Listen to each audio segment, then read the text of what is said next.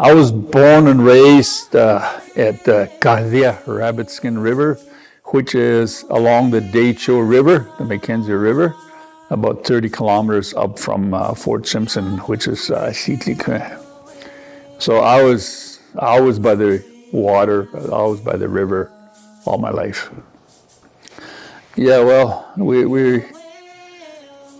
I used to water everything. I was introduced to the water through boats and canoes, and with my father, my family, and we did a lot of fishing along the Mackenzie, different spots. So I love the river, the water. You know, I go swimming in it in the summertime, and so I'm very familiar with the water. So I respect the water. You know, we pay the water, we give tobacco whenever we're going to go on a river trip or and travel around on the water. So I was attached to the water. For me, the tar sand is a place up the river system from Fort Simpson on the Decho, the Mackenzie River. And if I backtrack it, you go from Fort Simpson up the Mackenzie, which we call Decho as well, and then which flows from the Great Slave Lake, the Turo, and the Slave River flows into it from the south. So if you go up the Slave River, you go past Fort Smith and Fort Fitzgerald, and you keep going, and then you hit an area around Fort Chipewyan. So there's a confluence of the Peace River and the Athabasca River. So if you go up the Athabasca River, then you hit Fort McKay and then Fort McMurray, and that's where the big activity of the Alberta tar sands is, and all the different oil companies, oil and gas companies there that are digging up the tar sands, and or else they're now taking the tar and processing it, and they're using a lot of water from the river, and they're storing it, the wastewater, in big tailing ponds. There's 19 tailings ponds there, and then you put them all together as the size of the city of Vancouver. And I'm told by the scientists that work with keepers of the water that there's all kinds of chemicals in there and toxins, and there's acids in there that cause some weird kind of cancer. And once in a while that the tailings pond break, and a lot of this, waste, poison water goes into the headwaters above us, and that eventually flows by us in Fort Simpson. So, and not only that, but then there's other places along the Peace River as well as the Athabasca that have pulp mills. They too are putting a lot of different chemicals into the river, and you add on the municipalities that are along those two river systems, and we don't know what goes into the water from those two municipalities. There might be sewage, it might be just runoff from whatever's on their streets during rain and runoff in the spring. And then the other thing I'm concerned about is what the farmers put on their fields. After the chemicals the farmers put on their fields, to get more yield by maybe killing off the weeds with certain chemicals. All that stuff is on the field, and then it flushes in the rain, and also in the spring runoff, it goes into the river. So for me, the big river system in Alberta, Saskatchewan, and BC are contaminating the water source that I took for granted. So For me, when I was growing up, we used to play along the Mackenzie River quite often. And whenever we need a drink of water, we just do like a push-up stance between two rocks, stick your face in the water and just drink all you want.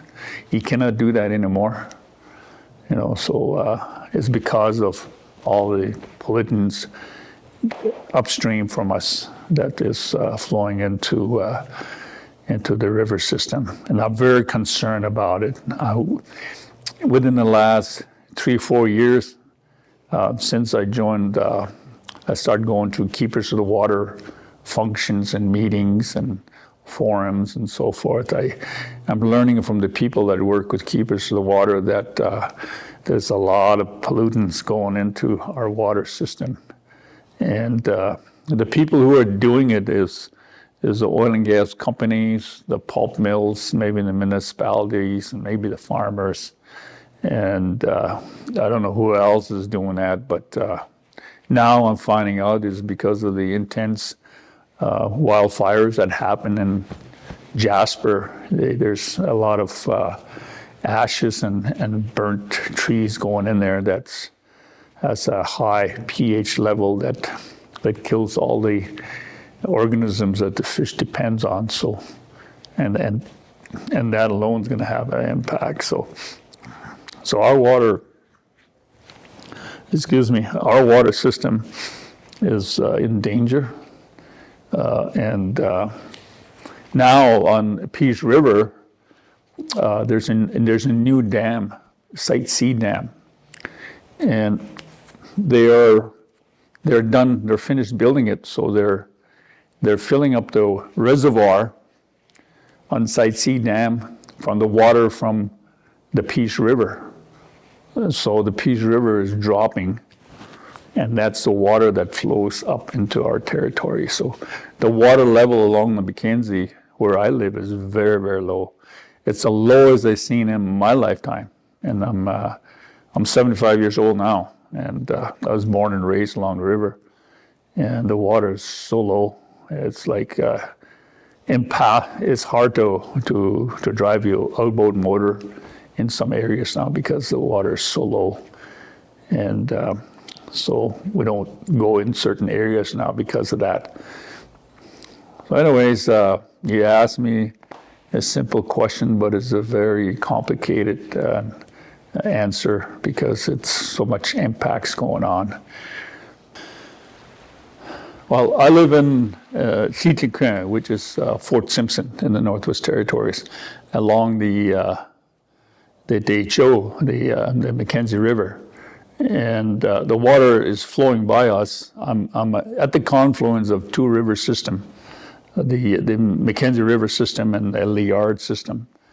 And my concern is that for both river systems, but mainly, talking about the Mackenzie now, is that it's a big watershed, and it flows in from Alberta, it flows in from Saskatchewan, as well as some from BC. But what I'm concerned about is the contaminants that is flowing into the river upstream from us. And especially Fort McMurray tar sands. It's a big one. And we're hearing that we know that there have been some spillage from the tailings pond. And they have a lot of wastewater that they've used through their extraction of the oil. And they don't know what to do with it, and they're just sitting there. So we do not want that contaminant to be eventually dumped into our water system. But some of it is seeping already into the water. They have accidentally, the dams are broken, and we hear quite a few million liters have already seeped in. As well as I'm hearing is that the way the tailings pond are designed, the seepage through the ground into the water system. So there's a lot of contamination happening in the Fort McMurray area into the water system. And I'm very concerned about it. And not only that, but there's pulp mills along the water system. Not only the Athabasca River, but the Peace River systems. They got pulp mills in them. And my concern as well is that the waste from the pulp mills is also contributing to the pollution of the river system. Then you have a lot of other industries and as well as quite a number of municipalities that are close to these two water systems. And they are just from the street runoffs and as well as their sewer system that are being put into the water system. It's all have a cumulative effect on the water system, especially now that the water levels are so low. We're in a drought system. While the drought system is in place on the Peace River, the Site C Dam has been completed, and then they're filling up the reservoir at Site C dams with the water from the Peace River, which is an additional lowering of the water system in that whole water set. And so my concern is all that. I feel scared. I feel afraid for the future. And I have family. I have grandchildren, and they're younger now. But then eventually, not only me, but my other extended family, my communities. There's a number of communities all the way down the Mackenzie River. You have Fort Providence, you have G. Marie, you have Fort Simpson, you have Wrigley, you have Toledo, Norman Wells, Good Hope, and you have Chickachik, and you have Inuvik, and as well as the Klavic. And then it goes into the Arctic Ocean. And they are like Inuvialuit communities in the Arctic Ocean. So it's going to have a huge, huge impact on everybody. And a lot of municipalities are drawing water from the Mackenzie, and then they're processing it for their own drinking water systems in the community. So that's eventually something that's going to have a huge impact on all of us. From what I'm hearing is that there's very little or no regulations on our water system. The way I feel is that it seems as if the Alberta government and the industry really don't give a shit about us downriver. Somebody made that decision at the Site C Dam, as well as McMurray, that saying that, okay, we know what's going under the water, but so many people up there, or I don't know, somebody made a decision knowingly that we are downstream of them, but they don't really care about us. They don't really care what's going to happen to us, or the whole environment. The fish and the wildlife and human beings, us, we're living up there. So protection of our water is like a human right. It is a right for us. So I come from Treaty 11 area, and our old people in the past had made treaty in 1921. And we continue to use our land the way we have always done, without any impacts from the governments of the day. But this is having an impact on us. This is a secret kind of impact. People up home, up in the north, are not fully aware of what's all going into the water. Because the information, the communication is so bad that whatever happens down here, sometimes we don't hear about it in the north. And because it's so far away, it doesn't have a huge impact. But it's going to happen that we need to communicate all this information to everybody in the north that, hey, wake up, this is happening. It might not be, we might not feel it in our lifetime, but it'll be in our children's lifetime, our grandchildren. It's going to be certainly in the lifetime of a lot of the children that are unborn yet. So So we need to take care of in our land and our waters. What some of our old people always say is that, when they do a prayer, they thank the ancestors that thank you for taking care of the land for us to use today. So we have to do that for the future generations. We have to take care of the land, and we have to make sure that it's done as soon as possible. That we need to become more aware and more involved, and we have to do something about it.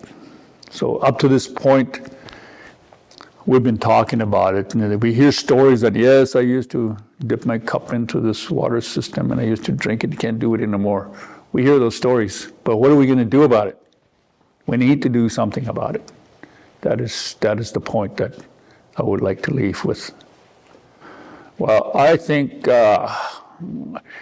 what they should be doing is having really strong regulations on the water. So when they started the processing the Alberta tar sands back in the 60s or 70s, they didn't have a plan on what they're going to do with the tailings. They just thought that maybe they thought they'll just dump it into the water and but they haven't. So they're trying to figure out what they're going to do with it. And I heard that there's Alberta Environmental Agency of some sort that exists, which is independent from the government, but is really controlled by the oil and gas industry. So they have very weak regulations. They have the Alberta government, and Canadian government is afraid of the Alberta government. So they don't really have any real control on protecting our environment, protecting our water source. And it's going to have a big negative impact on all of us in the future. But they don't care because the oil and gas controls this scenario, and that they'll just keep on doing what they're doing. It takes 5 gallons of fresh water to make 1 gallon of the oil and gas or whatever they make. And whatever is left over is the wastewater. They can't use it again. But with the scientific know-how and the technology of the day, they should have a process in place to make the water as clean as possible, back to its original state if possible. But they don't want to do it because it's too costly. It cuts into their profits. So I think what they need to do is wake up and then say, okay, we need to put the money in there. Let's figure out a process on how to clean it up as best as you can. But we have to be involved in making sure that the regulations in place and that whatever process they use works, and we approve it. Because what they're probably going to do is they're going to lower the standards for them and say, well, we lowered the standard, now it's certain standard that is allowable to dump it into the water. I think that's the place they want to go to. But we don't want that. We got to keep the water as clean, as pristine as we can. What can the indigenous governments do? First of all, we need to find out the honest, true data. So we need to monitor the system, what's in place. So it's hard to trust the government scientists or the industry scientists because they're supporting the oil and gas, so they'll give us a data that is, we call it junk data. It's not a true, honest data. And so we need the truth, the right kind of information. And with that, we could, we need to talk with them And I think we need to organize. I think there's a lot of group interested in it. Keepers of the Water is one. There's a treaty issue involved. There's land involved and mainly water involved. There's different interest groups there. We need to pull it together and all have the same data and then make a decision to take action. Instead of talking about it, we need some action. And I don't know what form this action is going to take, but if the oil and gas and Alberta governments, the federal government, don't do anything to work with us in an honest way, then we need to take other actions. I'm thinking perhaps a court case of some sort, because we have a human right to clean drinking water, clean environment, and then they're messing it up right now, and they don't care. Like I said earlier, I don't think they really care about us downstream of their money-making ventures that they have in McMurray and the pulp mills, as well as these other things that are going into the water. So we need to really take a really clear look at that. But then we need to organize and we need to work together and come together and make a decision together on what it is that we're all going to do. Water is really important. Water is life.